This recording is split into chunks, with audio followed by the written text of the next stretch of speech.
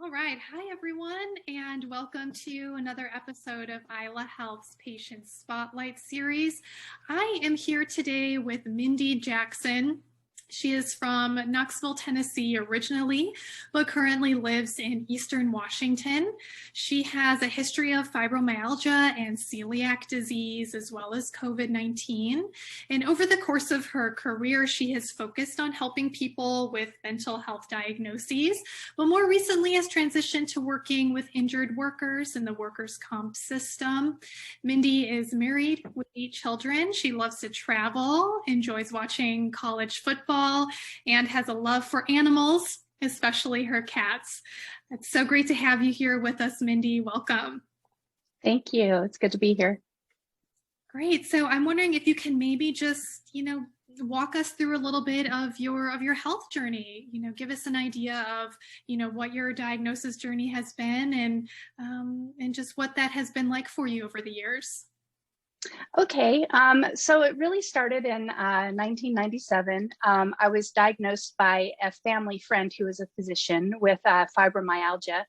And at that time, fibro was really new and there wasn't a lot known about it. And so I wasn't real comfortable with the diagnosis and didn't really want to let anybody know that I had it, although I have a sister who was also diagnosed with it at that time. So my family was supportive of it, but I was also a very active aerobics instructor, teaching at least 10 classes a week. And I also, not long after that, became a firefighter. So I was very active. And then I started getting really sick in about 2001, lost a ton of weight and couldn't figure out what was going on. And that's when I was diagnosed with celiac.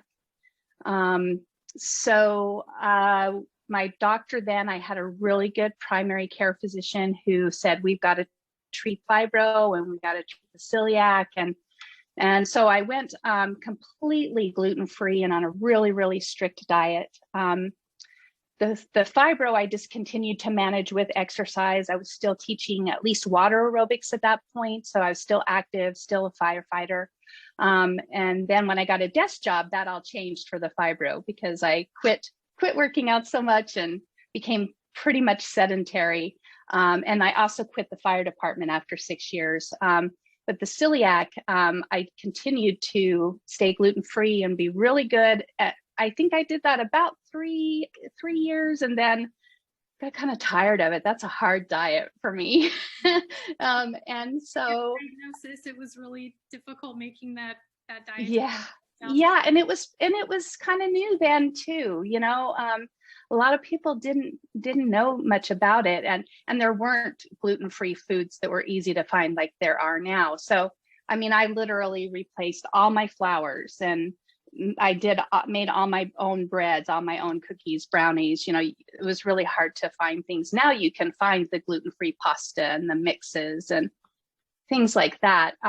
So, in all honesty, I can't say I'm 100% gluten-free now. I kind of pick and choose. Like I know pasta, I can never eat real pasta. I get sick immediately. But if I want a donut and I've been pretty good. I can take that bloating and stomach ache for a bit. But yeah, I'm just not as good as I used to be. And the fibro, that's been another issue as I've been more sedentary because fibro really is best managed with movement. So I had to find some other ways to help me with that. I've done just mostly supplements and herbal type of treatments, making sure I get really good sleep, that kind of thing. But then when I got COVID, everything's just gone down the drain since then. Yeah. So tell us more about that experience. How you were sick with COVID, right? Mm-hmm. Yeah. That was for you. So I got COVID November 14th is when I first started having symptoms, and I tested positive on the 17th. And I did work the first 2 days, but just barely. And then I was bedridden. I was sick, really sick. I was not hospitalized, but I did go to the emergency room twice. And both times they gave me the option if I wanted to stay or try to continue fighting it at home. I did develop pneumonia, and I also had 2 other additional bacterial infections that developed. But I was able to stay home and manage it from home. So I was sick for about 3 weeks, and then since then have become a long hauler. Okay. And so it sounds like having this history of fibro and then also celiac seems in many ways to have really extended this recovery for you and life after COVID. Yeah, I something has for sure. I also have a sister who has rheumatoid arthritis and lupus, and so I know there's a history of autoimmune diseases, and I've often suspected that I have more than just the celiac and the fibro, but my ANA test always comes back within normal limits, and so they just kind of brush it aside.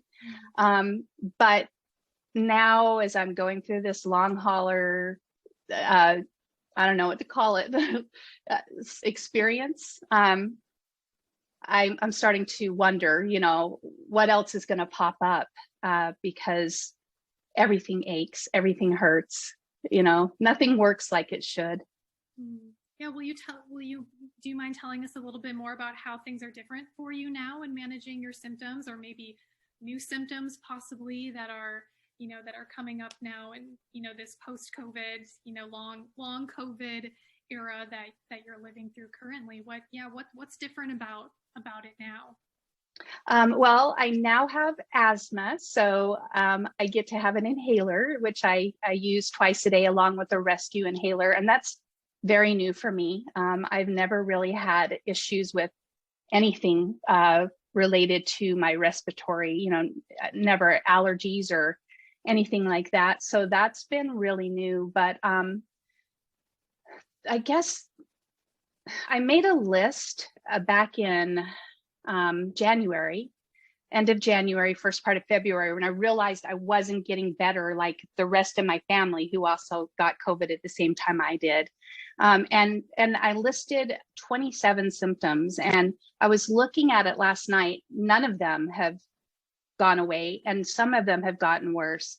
The most common long hauler symptoms have to deal with rapid heart rate, the brain fog, the fatigue that you hear everyone talking about, the shortness of breath.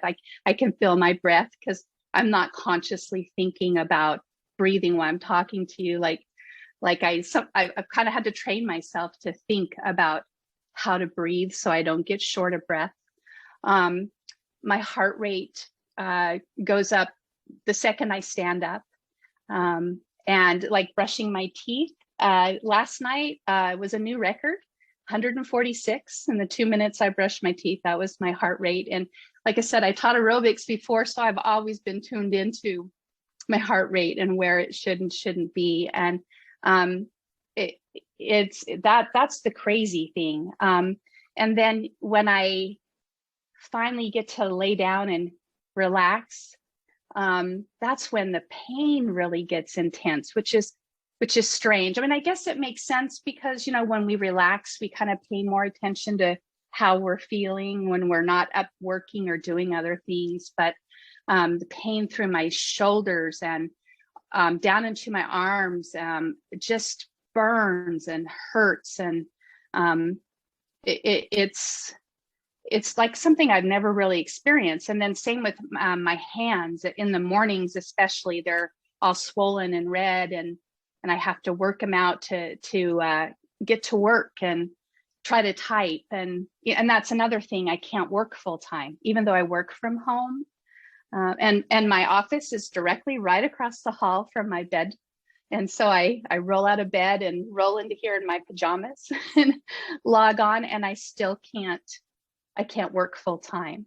A lot of that has to do with, I think, the computers. I get, the more I'm on electronics, the more I'm at the computer, the more I have to shift gears, between emails or between work, the more my brain just shuts down. And by the time I'm off work, I I have such a bad headache. The tinnitus is just roaring through my head, and I can barely put a sentence together.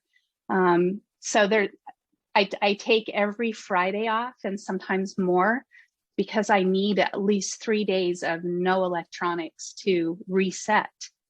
So it's just been really, I'd like to say interesting, but that's too nice. Because it is interesting, but it's not, it's been a nightmare to live. Yeah, challenging for sure, right? You just said that you have 27 symptoms that you're keeping track of, and is that, it sounds like it's in addition to maybe some of the other symptoms that you have been working with over the years, over the decades, pre-COVID, and now all of a sudden, fast forward to becoming sick with COVID, and now let's add on this, these buckets of symptoms. Sometimes I think of COVID in that way. It's like just this bucket of symptoms, and we're just, every morning we're just gonna pour that bucket out onto the table and just see which one, which symptoms fall out, and hey, that's what I'm stuck with today. That's what I'm dealing with today. So it sounds, and it sounds like too that you're finding these things that you have to do to just manage yourself, to manage your health, to manage your symptoms. Physically you're going through a lot, but then also it's impacting your work and your ability to work. Are there some things that you've discovered over these months, or these days and recovering from COVID, that have been helpful to you in coping with your symptoms? Well, like I said, the main one is giving myself time, the time that I need to let my brain rest. I haven't been in a Walmart or a Costco or any big stores since I got COVID, because the overload is so much on my brain. I can't drive because I have anxiety. That's one thing I have never had in my life, is any type of mental health issues.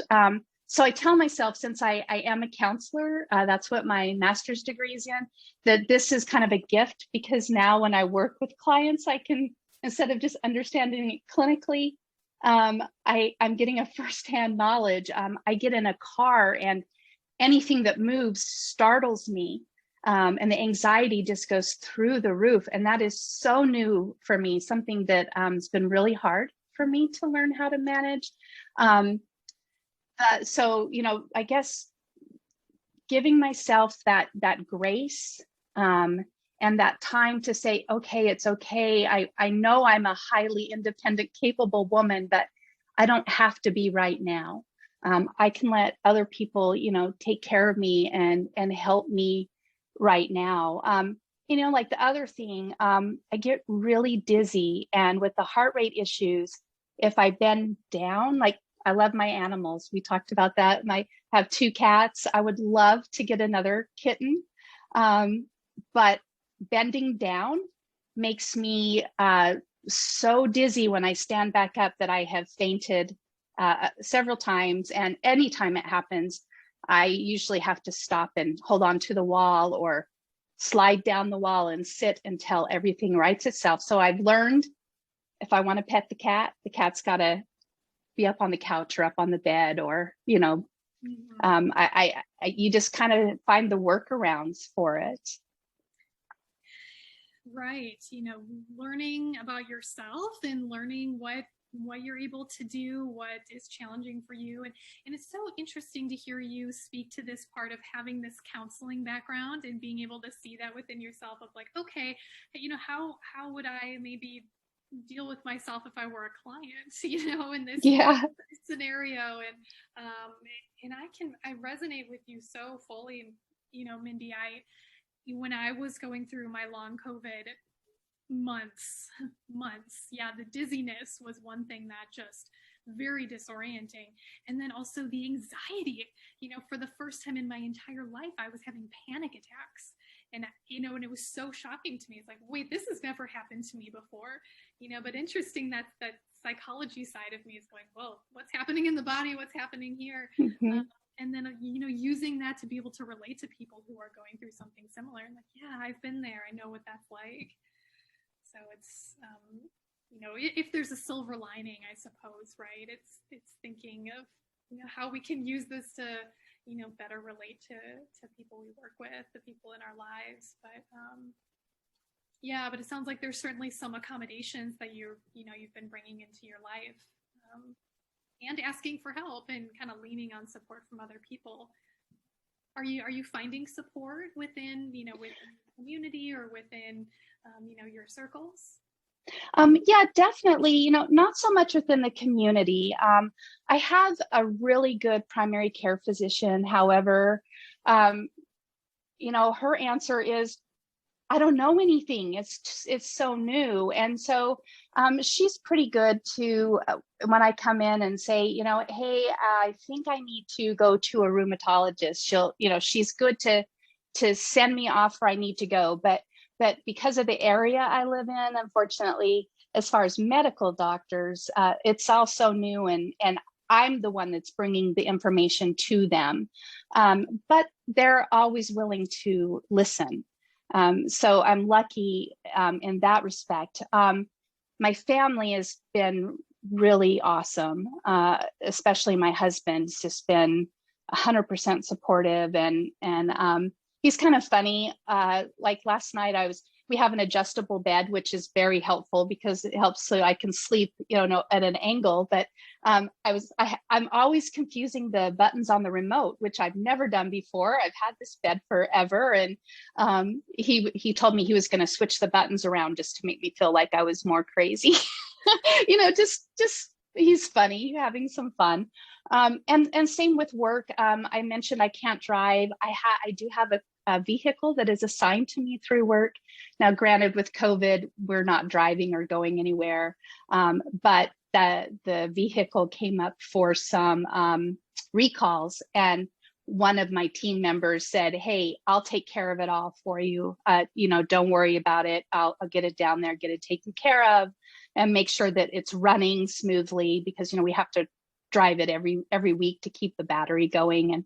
And also, my husband recently graduated from college, and I wanted to throw him a party, but I knew I couldn't really do it on my own. And I had this wonderful friend who came over and did everything for me, because I can't stand and chop. First of all, my hands get so swollen, and just standing up, then my heart rate goes up and blood pressure issues. And she came and just got everything ready for me. So, yeah, and the kids are great. Yeah, I have a really good support system. And then the Facebook groups, the long hauler groups on Facebook. What really is helpful is to know that the symptoms that I'm experiencing are the symptoms that pretty much everyone else is experiencing.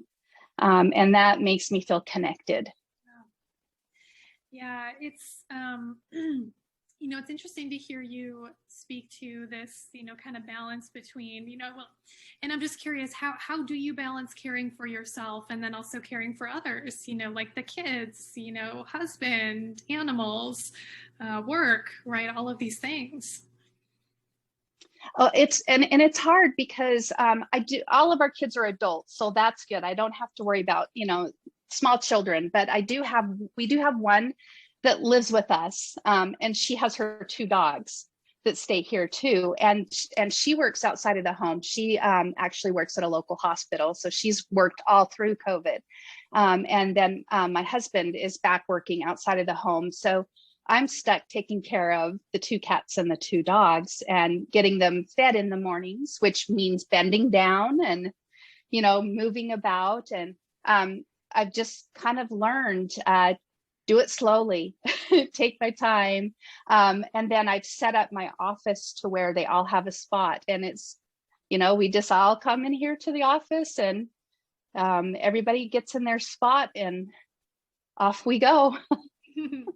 Yeah, it sounds like there's a degree of rebalancing, right? There's establishing new rhythms for what you can do. There's establishing new routines for for all of the animals and their places, in the room, and just what you're able to handle.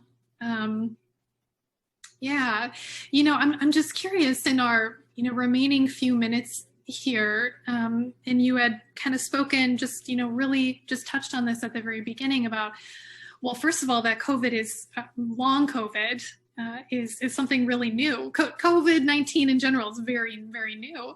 And also with your history of fibromyalgia and I'm sure some struggle that comes with that, and kind of, looking at this as a legitimate, diagnosis and that. So, all this taken together, are there any misconceptions that you maybe would want to speak to about, your illnesses?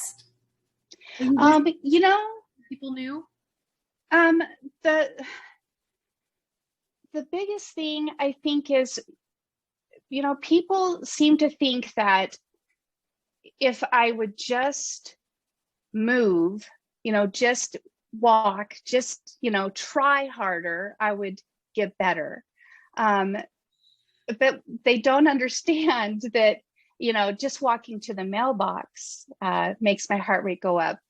Brushing my teeth, makes my heart rate go up. Every morning, every night, it's an aerobic exercise for 2 minutes while I brush my teeth. Looking for clothes to wear, because I have my arms up going through the closet, heart rate just, spikes up. I recently traveled for the first time 2 weeks ago, and I opted to get a wheelchair for connecting flights in the Salt Lake airport. And I had a friend who was like, do you really think you need that? Just kind of, and it automatically made me feel like I was taking advantage of something I shouldn't be taking advantage of. However, on the return flight, my connecting gate was only 2 gates away, so I opted not to get a wheelchair, and my heart rate went up to 174. And I just have to tell people, look, I understand you mean well, but this isn't normal. This isn't like, I didn't just have a heart attack where, yeah, I need to be moving to get my heart stronger. It's not the same thing. And it's not even the same thing as like fibromyalgia, where, like I said, exercise, movement really helped get everything going. It's something else that I just need to learn to adapt to. And then finally, I would say, everybody asks, are you better? Are you feeling better? And I've just kind of learned that for them, they need me to be better because they care and they're uncomfortable with me not being well. And so I have to remember that they're not, sometimes I just want to scream and say, no, I'm not better. But, it's because they need some reassurance that I'm going to be okay. So I've just learned the more I can educate people, the more I can share without seeming whiny, the easier it is for them to understand that this is going to be a long haul, unless I magically get better. And so that, there's something really interesting, helping people understand, like, okay, what are you going through? Because of course, these well-intentioned, friends or family who are asking, well, are you better? Right? What are some things that you do to help educate your friends, your family, people who genuinely do care and want to see you get better, but helping them understand, like, okay, this isn't something that I just am better. Well, the number one thing that my husband and I have been doing is we do about a monthly check-in on social media where we just kind of give an update. We don't want to, I don't want to disenfranchise someone with, like I said, there's some people think, oh, here's more about her whining about her symptoms, so I want to make sure that it's not coming across as whiny or attention seeking, but educational. So we try to do it about once a month and say, these are the things we're experiencing. And he can do it from the point of a caregiver, and I can do it through someone who's living with it. the other thing is, now that people are vaccinated and things are opening back up, I'm having people like come into my world and like see firsthand how it goes. Like I talked about that friend who came to help me. She had no idea. And she said, just looking at you, I can see it. And she would see me in meetings. I mean, like I said, I work with her. In fact, I'm her boss, and she would see me almost daily over video, but to be in my home and to see how the fatigue sets in, or I can't come up with the correct words, or bouts of dizziness. It's so eye-opening.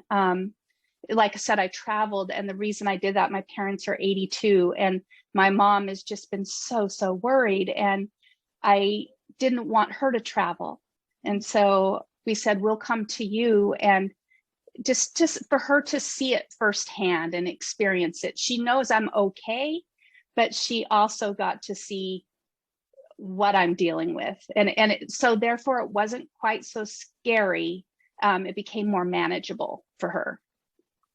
Yeah, so it sounds like actually physically bringing people into your own world and, sharing the same space with them and just really letting them live a few moments with you and, what it's like to be in your body and to be managing all of these things. Yeah. Yeah. So anything else, Mindy, that you would just like to add or to share about your story? Or even, ways that you do advocate, or any other, awareness that you just wanted to bring to your story? Well, you mentioned, advocating, and that's something that I've spent my career doing, is teaching people how to advocate, especially people with disabilities, which, now I'm looking at, am I going to have long-term disabilities? I don't know, so it's different to kind of pull it inward. And so I have spent time in my career meeting with senators and other politicians in Washington, D.C. And so I'm doing that again, not meeting with them publicly, but sending emails, making phone calls, just trying to bring awareness. And I think about this a little bit different just because of the line of work that I've done. And I think, if it's really true that up to 1/3 of us who get COVID end up as long haulers, what's that going to do to our disability system? And so I'm also trying to really raise awareness that way too, that, we really need to take this seriously, and we really need to get some resources and help our medical people get on board, because this could cost billions and billions going forward. I mean, it's crazy when I think about disability and, the fact that I might end up on, if I had to work, if I had to go back to my office, I couldn't do it right now. So I think that's always in the back of my mind. What do I need to do to set myself up and people like me for the future, so that there is something in place to help us if we don't get better? Yeah, there's the implications are so magnified here, not just in terms of like the physical self of like, what might I experience long term in my physical health, but also from an economic standpoint, right? And what, the healthcare systems and, disability and all of these other, components that go into caring for people who are needing that support. Yeah, and I think about it, from there are times I just say, no more doctors. They don't have the answers. I don't want to go anymore. I don't want to keep pushing. But then I realize that if I don't get better, the only thing I can have in my back pocket is whatever diagnosis I can get in case I need it down the road. And I know that just, when I think about it, I'm like, that sounds so morbid, but I keep encouraging others who are going through the same thing. You just got to keep pushing, and you've got to keep looking for answers. I know it's frustrating, but down the road, it might help if you, whatever diagnosis that you're given, it might be helpful. So, yeah. Thank you so much, Mindy, for being here and taking the time and the energy to engage in this conversation and to share these really important parts of your story and just illuminate some of the journey here. So thank you again so much for being with us. Yeah, thank you for having me.